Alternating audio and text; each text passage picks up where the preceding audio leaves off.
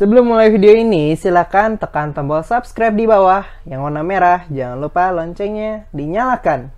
Oke?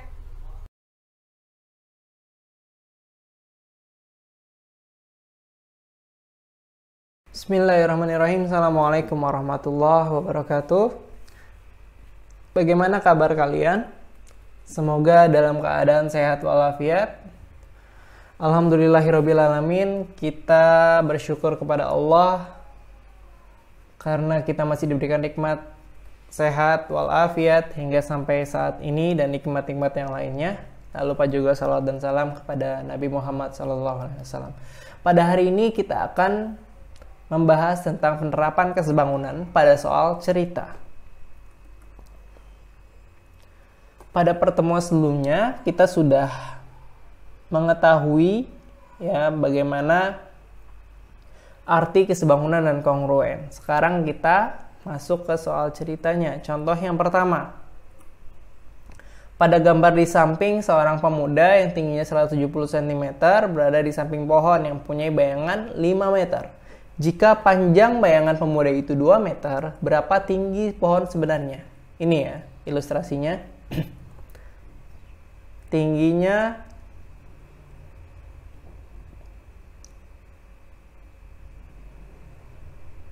tinggi pohonnya tidak diketahui, ya kan? Ini 5 meter itu sebagai tinggi dari bayangan atau panjang bayangannya. Terus kemudian orangnya 170 cm dan tinggi bayangannya adalah 2 meter. Ya, sehingga kita dapat sebuah definisi untuk diketahui, yaitu tinggi pemuda 170 cm, kita ubah menjadi meter. Kenapa? Karena agar memudahkan kita. Ya, di sini kita pakai meter. Jadi diubah jadi meter. Kalau misalkan diganti cm gimana? Itu juga nggak apa-apa. Ya, bebas. Jadi mau diubah jadi cm atau meter silakan. Terus bayangan pohonnya 5 meter, bayangan pemudanya 2 meter. Sehingga di sini kita bisa menggunakan perbandingannya. Tinggi pemuda per tinggi pohon sama dengan bayangan pemuda per bayangan pohon. Oke, selanjutnya tinggi pemudanya kita masukkan 1,7, ya bayangan pemudanya 2, bayangan pohonnya 5, tinggi pohonnya yang belum diketahui. Kali silang. Ya, di sini kali silang. Sehingga kalau misalkan sudah dikali silang, dia akan berbentuk seperti ini. 2-nya kita pindah ruas langsung ke sebelah kanan. Sehingga 1,7 dikali 5 per 2. Ya. Hasilnya adalah tinggi pohonnya 4,25 meter. Ya. Perhatikan di sini konsep untuk memahami penerapan soal cerita ini adalah perbandingannya harus sama. Perhatikan di sini tinggi pemuda dengan bayangan pemuda, berarti yang atasnya kita buat jadi pemuda, ya kan, pemuda. Sedangkan yang bawahnya tinggi pohon dengan bayangan pohon, yang bawahnya pohon. Atau bisa juga misalkan di sini tinggi pemuda, ya kan, per bayangan pemuda.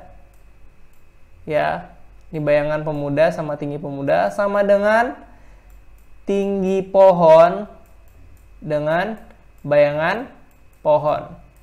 Ya. Perhatikan polanya di sini, berarti kita yang terpenting adalah mengetahui letaknya sesuai. Ya. Pohon dengan pohon, pemuda dengan pemuda. Yang jadi kekeliruan adalah ketika di sini kalian menaruh rumusnya adalah tinggi pohon, ya kan, per bayangan pemuda, ya kan, ini kan sudah berbeda.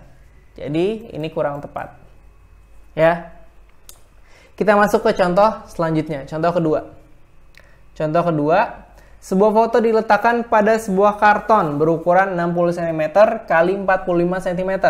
Di sebelah kiri dan kanan foto masih terdapat sisa 4 cm. Sedangkan sisa karton di bagian atas dan bawah foto memiliki lebar yang sama, yaitu H meter.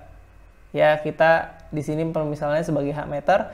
Jika foto dan kartonnya sebangun, berapakah lebar karton bagian atas dan bagian bawah foto yang tidak tertutup foto? Kita buat ilustrasinya dulu, ya kan? Ilustrasi seperti ini. Ya. Karton berukuran panjang 60 cm dan tingginya 45 cm. Ya. Di sini karena dia gambarnya ke atas, saya menganggapnya sebagai tinggi. Ya, di sini 45 cm. Nih karton, sedangkan yang bagian dalamnya ada sisa 4 cm, 4 cm, nih H cm, H cm. Atau belum diketahui. Berarti di sini tinggi karton yang kita punya ya 45 cm, lebarnya 60 cm. Tinggi fotonya X dan lebar fotonya berarti 60 cm dikurang ya. Lihat di sini foto ya kan, dari sini ke sini berarti yang ini 60 dikurang 4 tambah 4 yaitu 52, sehingga kita dapat Rumusannya adalah tinggi karton per tinggi foto sama dengan lebar karton per lebar foto. Atau 45 per X sama dengan 60 per 52. Selanjutnya, kali silang ya, sehingga kita dapat X-nya sama dengan 52 dikali 45 per 60. Ya. Kita coret-coret. 60 sama 45 sama-sama bagi 5, kita buat jadi mudah dulu ya. Ini 12, ini 9. Ya kan? 12 bisa juga disederhanakan, ini jadi 3, 4. 4 sama 52 bisa disederhanakan jadi 13. Sehingga hasilnya adalah berapa? Iya, X-nya 39. Sampai sini udah selesai belum? Belum, karena ini masih tinggi foto ya. Tinggi foto itu berarti dari sini ke sini 39. Jadi lebar karton ya, yang ditanyakan adalah lebar karton yang H cm. Jadi lebar kartonnya ada 45 dikurang 39 dibagi 2. Kenapa dibagi 2? Karena ini ada 2 dibagi 2 ini. Jadi 45 dikurang 39 per 2 sama dengan 6 per 2. Ya, 45 dikurang 39 yaitu 6 ya kan, dibagi sama 2 sehingga 3 cm. Berarti yang atas ini 3 cm, yang bawah juga 3 cm. Seperti itu. Lanjut. Contoh yang ketiga, untuk menentukan lebar ya sebuah sungai. Ya, jadi dia mau menentukan lebar sebuah sungai, terus kemudian dia naruh tongkat di situ. Dan tepat di depannya ada sebuah pohon. Ilustrasinya seperti ini nih. Ya. P sebagai pohonnya, ini A orangnya di sini, dia naruh tongkat di sini, B, D, dan C. Ya. Di sini diketahui jarak BD 40, CD-nya 30 cm, terus kemudian ia menancapkan tongkat B di tepian sungai dengan jarak 6 meter. Kita tulis dulu 6 meter 40 30. Sehingga kita dapat sebuah definisi atau yang dapat diketahui bahwa panjang tepi sungai AB sama dengan 6 meter. Kita ubah jadi cm. Ya, jadi 600 cm. Terus kemudian lebar sungainya itu AP, ya kan, yang sedang kita cari. Terus kemudian panjang tongkat di tepi sungai BD yaitu 40 cm. Terus lebar tongkat yang di CD 30 cm. Sehingga AP per CD sama dengan AB per BD. Ya, panjang sama panjang, lebar dengan lebar. Sehingga ini ketika kita sudah substitusi angka-angkanya, kali silang seperti biasa, Sehingga AP sama dengan 30 kali 600 per 40. Coret dulu nolnya. 4 bisa disederhanakan sama ini. Ini 2, ya kan? Ini jadi 30. 2 sama 30 jadi 15. Sehingga 15 kali 30. Berapa 15 kali 30? Yaitu 450 cm. Ya, itu lebar dari sungainya.